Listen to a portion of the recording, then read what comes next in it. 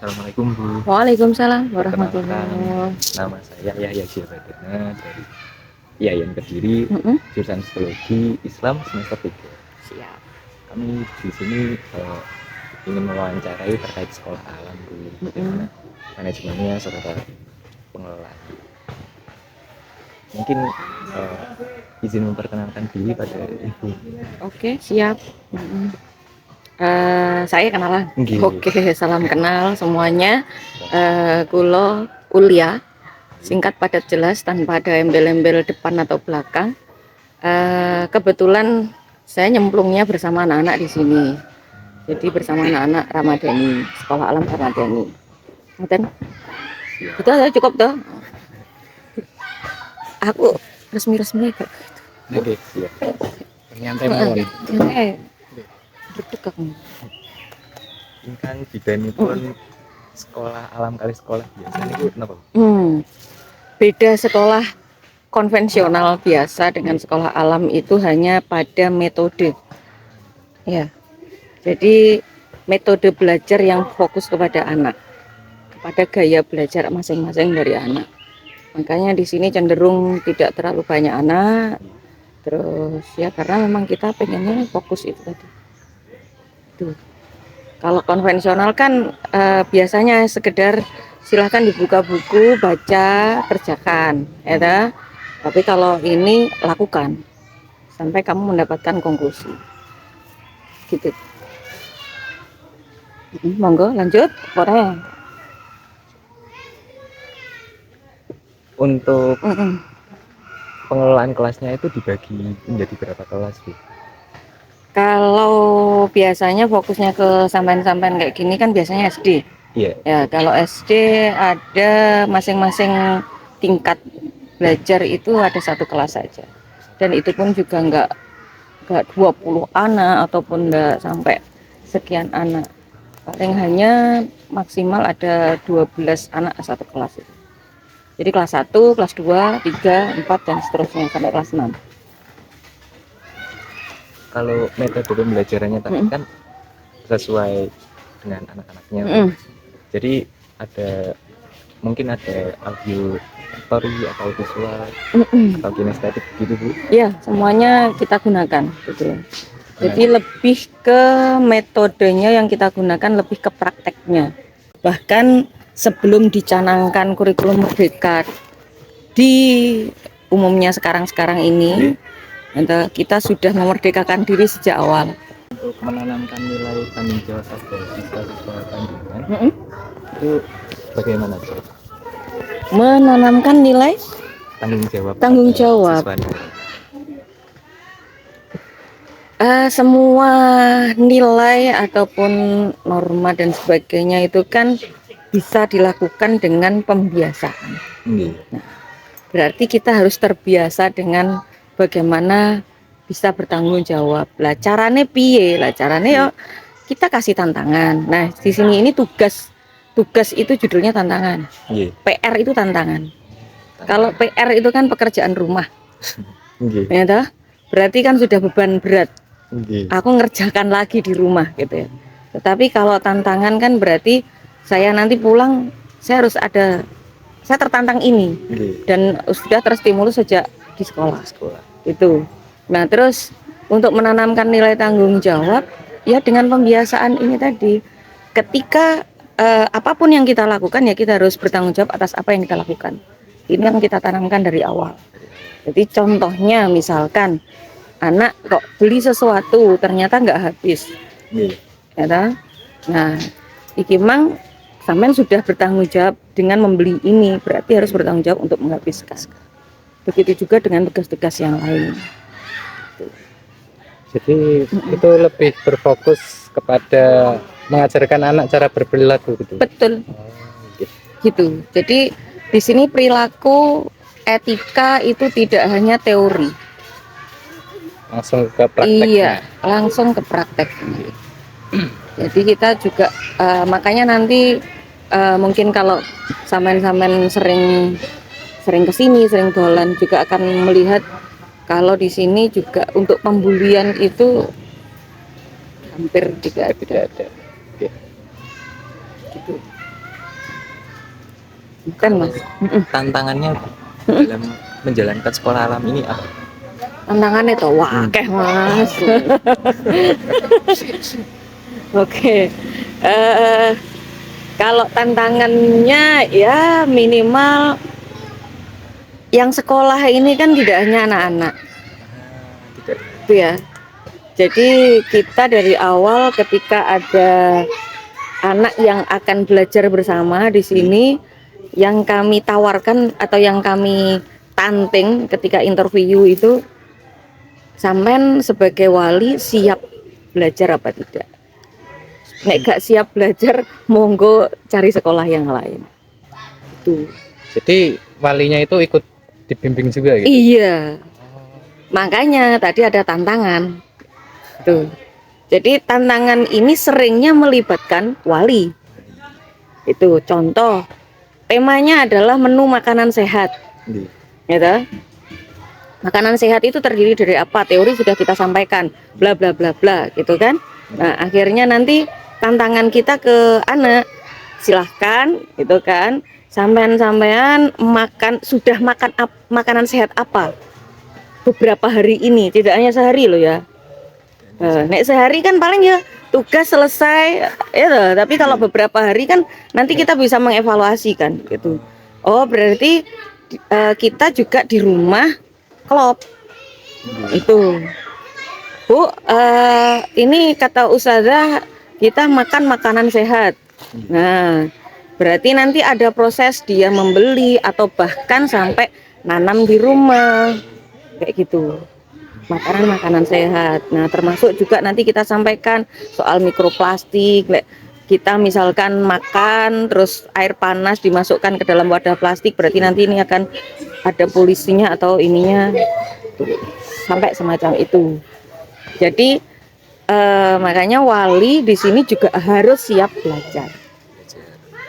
Bagaimana cara mengetahui bahwa orang tua si siswa ini bisa kompeten juga gitu? Maksudnya ikutan apa ya? Ikutan Iya, siap. Kompetensi masing-masing kan berbeda. Ya kan? Belum tentu wali A bisa melakukan apa yang dilakukan yang B dan seterusnya, atau sama kita ini, atau sama dengan ustazah-ustazah lah. Semuanya kan pasti punya beragam background. Iya, beragam background pendidikan, beragam ya segitulah. Akhirnya kan menghasilkan perilaku masing-masing, gitu kan. Nah, terus piye carane mengetahui oh orang ini pembelajar atau orang ini kompeten tidak dalam mendampingi anaknya, gitu kan. Ya nanti akan tahu. Nah, taunya dari mana? Aktif tidaknya, gitu. Nah, kita komunikasi aktif dari PA sekolah ke orang tua, dan bahkan ada kelas orang tua. Kelas orang tua. Iya, orang tua kan di mana-mana nggak ada sekolahnya. Iya, nggak ada Ya, di mana-mana. nggak ada jadi sekolah orang tua. Kalau di sini ada kelas orang tua. Maksimal, maksimal kita lakukan 1 bulan sekali. Tapi paling enggak 2 minggu sekali. 2 minggu sekali. Iya. Itu kalau memang ada yang siap berarti 2 minggu sekali. Kalau enggak ya 1 bulan sekali. Nah, kelas orang tua ini sering kita kemas juga tidak hanya sekedar untuk wali kita, tapi los siapapun boleh ikut. Gitu. Pokoknya siapapun yang membelajar. Nah, itu tadi untuk mengetahui kompeten atau tidaknya atau mampu tidaknya si wali ini atau orang tua ikut membersamai anak-anaknya ya dengan cara komunikasi. Iya, komunikasinya gimana? Bisa via WA, bisa dengan kita obrolan santai. Makanya ngene iki mah aku ndredeg Mas ane. Itu lu enak kan, biasalah. Makanya kadang yang lagi duduk di sana itu juga beberapa wali. Kadang di situ obrolan ini mengalir tentang pola asuh, pola didik kayak gitu.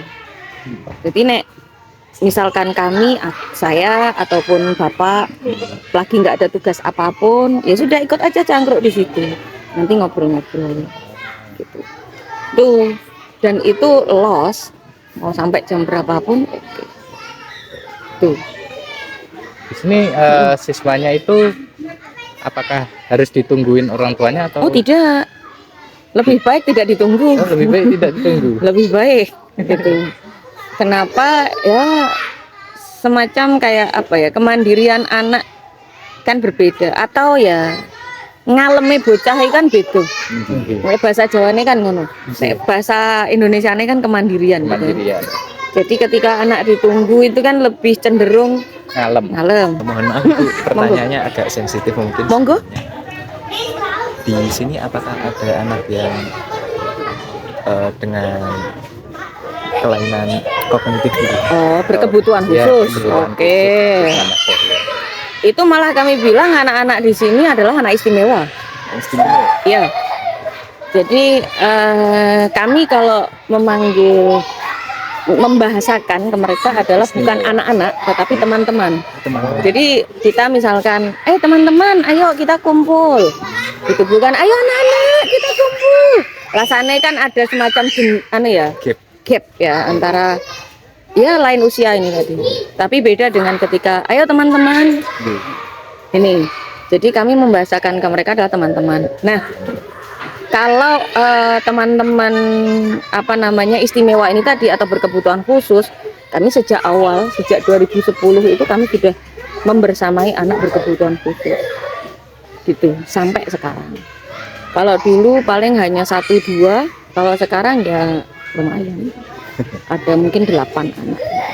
Jadi itu campur, Bu. Iya, makanya di sini namanya inklusi bahasanya. Jadi sekolah inklusi. Sekolah yang bisa menerima dengan segala macam. Segala macam. Yang penting manusia tetap kami terima, Mas. Belum kewan ayo tetep tak tombo kayak enek mentok, enek wedhus, enek kuro. Tetap saya terima. Jadi ya selama intinya gini, kalau memang siap belajar ya ayo kita belajar. Dengan fasilitasi ya. Iya. Dan nanti biasanya ada pendamping khusus. Pendamping khusus. Iya, jadi gini, metode atau cara belajarnya kalau teman-teman khusus atau teman-teman istimewa ini kan, jadi satu rombongan belajar misalkan kelas 1. Kelas 1 jumlahnya 6 misal, atau 10 lah misal, 10 anak, terus nanti ada teman-teman istimewa ada 3. Berarti teman-teman istimewa ada pendampingnya. Tetapi tetap diikutkan dalam satu kelas itu. Jadi misalkan, kelas 1 ini yang 3 ini, misalkan sampai mendampingi Ali, sampai mendampingi ini gitu kan. Yang ini lagi Aron misalkan, ya sudah, nanti ikut di dalam satu rombongan belajar ini. Itu. Lalu apakah penugasannya sama, Bu, dengan anak-anak? Jelas berbeda. Gitu, sesuai itu tadi kan, makanya kita fokusnya ke masing-masing anak. Tuh. Begitupun terapinya untuk anak-anak itu kan yang di sini ini yang banyak itu adalah speech delay. Ya, autis. Tuh kan? Terus ada lagi Down syndrome. Kalau yang paling banyak speech delay. Biasanya kalau udah speech delay nanti barengannya adalah hiperaktif. Itu pasti seringnya ini. Gitu. Nah, terus gimana cara menerapi mereka gitu ya? Atau siapakah terapisnya? Apakah terapisnya adalah masing-masing pendamping? Kan terapisnya adalah semua yang ada di lingkungan ini. Jadi kita pakai terapis alam. Gitu. Jadi mungkin nanti kalau atau tadi sudah lihat gitu ya, ada anak ini dia autis. Tapi biasa saja sama teman-teman yang tanda petik normal. Gitu. Bisa berbaur, Bu? Oh, bisa. Apakah teman-teman yang normal ini gimana sikapnya? Apa sama terhadap sama anak-anak lain? Sama ya? Sangat menghargai. Sangat menghargai. Iya. Gitu. Jadi kalau mereka sering tantrum, tantrum biasanya kan teriak atau ketika dia nggak mau melakukan apa atau kepengenannya tidak tersalurkan gitu kan, biasanya mereka akan tantrum. Terus gimana sikap teman-teman yang lain? Biasanya ya ditunggu dulu kalau dia selesai tantrum. Kamu tadi minta apa? Kamu pengen apa? Gitu. Jadi sering si anak yang nyun sewu teman istimewa ini kadang jadi kiper sepak bola Nggih. kayak gitu. Terus pernah juga ada becak-becak di sana kalau lagi dipakai ya teman kita yang istimewa itu yang becak. Mungkin apakah dalam pengondisian siswa-siswa ini Mm-mm.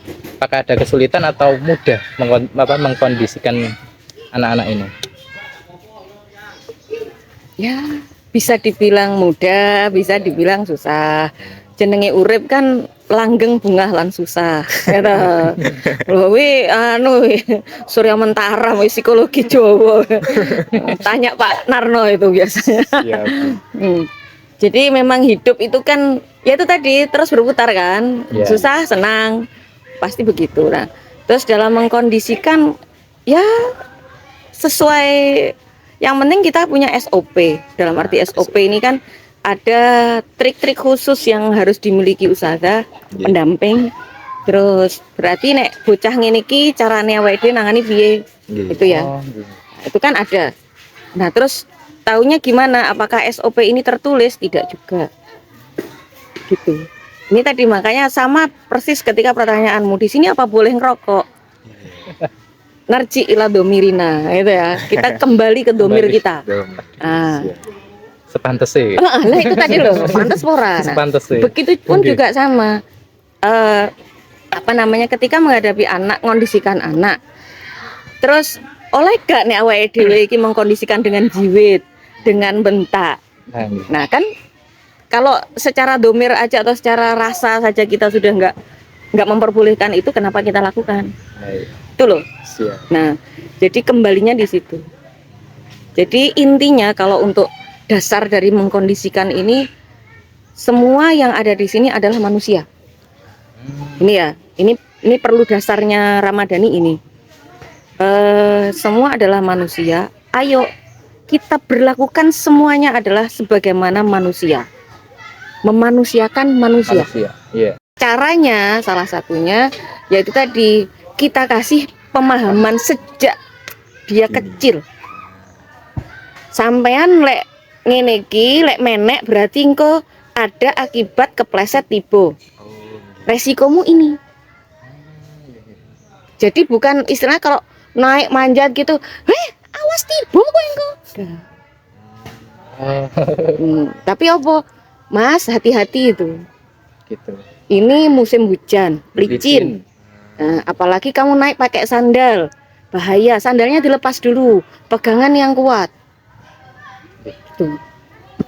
Itu salah satunya. Jadi sebab akibat wajib kita kabarkan, kita tanamkan sejak kecil.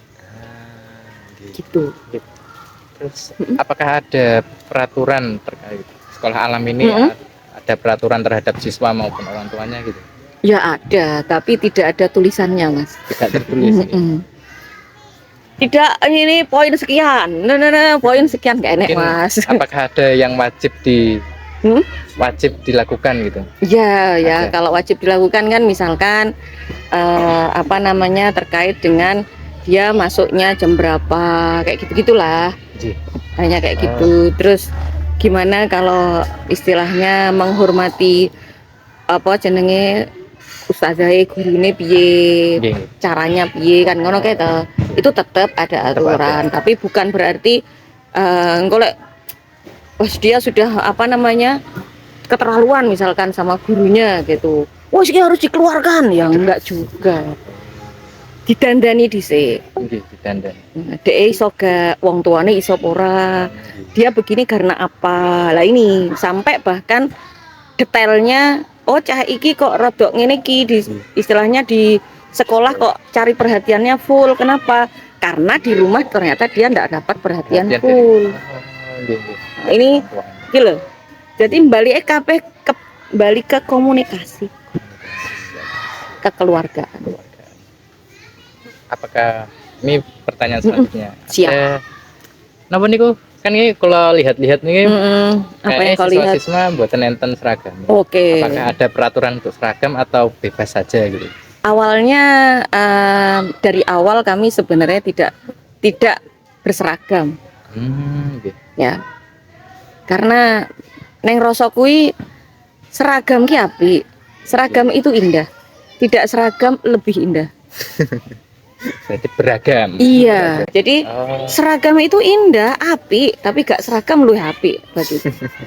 Nah, jadinya ya wes, memang ada aturannya. Yang SD Senin Selasa merah putih.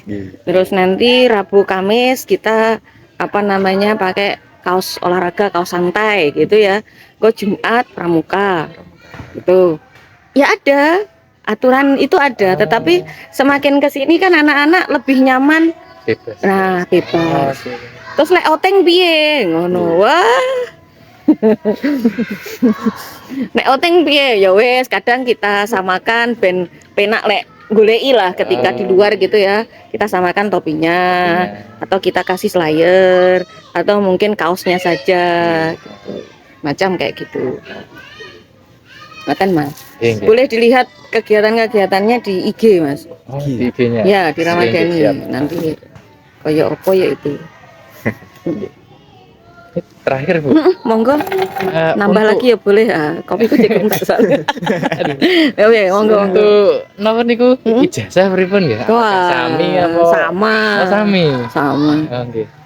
Jadi kalau legalitas Legalitas. kami ikutkan ke sementara ini sebelum kita dapat legalnya dari Samarintah, kita ikutkan di sekolah lain.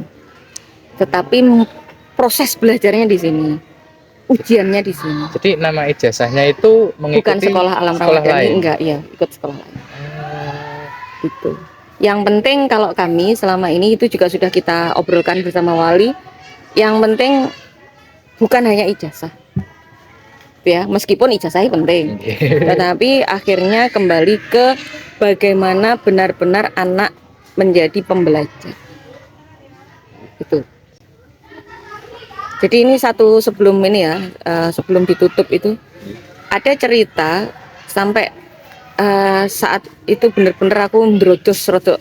Nah, jadi anak-anak ini kapan hari bulan kemarin kayaknya Desember, November ya, November hampir akhir itu kita ajak anak-anak outing. Ya, outingnya kita belajar ke Mojokerto, backpacker kecil bahasa kita.